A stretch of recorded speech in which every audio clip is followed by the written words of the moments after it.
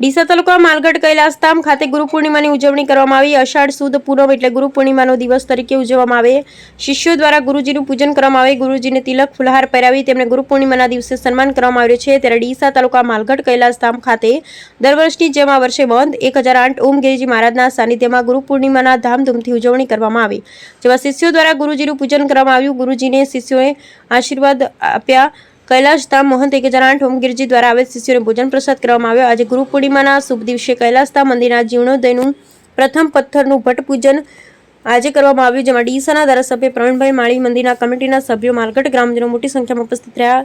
ડીસા તાલુકાનું માલગઢ કૈલાસધામ જૂનું અને પ્રાચીન મંદિર આવેલું છે, જેમાં બુદ્ધગરગીરી મહારાજનો ધૂણો અને રામાબાપુની સમાધિ આવેલી અને સુંદર બાગ બગીચાથી રળિયામણું એક પર્યટન સ્થળ તરીકે પણ કૈલાસધામ પ્રખ્યાત છે।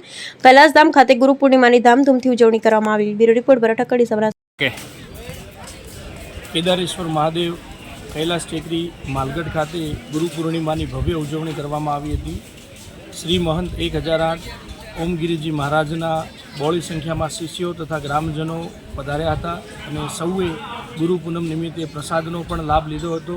સાથે સાથે આજે કેદારેશ્વર મહાદેવ મંદિરનું જે જીર્ણોદ્વારનું કામ ચાલુ છે તેમાં પ્રથમ પથ્થર લગાવી અને ભટ્ટ મુહૂર્ત પણ ગ્રામજનોની હાજરીમાં કરવામાં આવ્યું હતું। ઓકે, ગુરુ પૂર્ણિમાનું મહત્ત્વ એ હોય છે કે ગુરુને શિષ્ય તિલક કરી અને ગુરુની પ્રેરણા મેળવે છે અને ગુરુ મહારાજના આશીર્વાદ મેળવે છે અને કેદારેશ્વર મહાદેવ કૈલાસ ટેકરી યાત્રાધામ ઉપર ગુરુ પૂર્ણિમાનો ભવ્ય ઉજવણી કરવામાં આવી। મંત શ્રી 1008 ઓમ ગિરિજી મહારાજ દરેકને આશીર્વાદ પાઠવ્યા।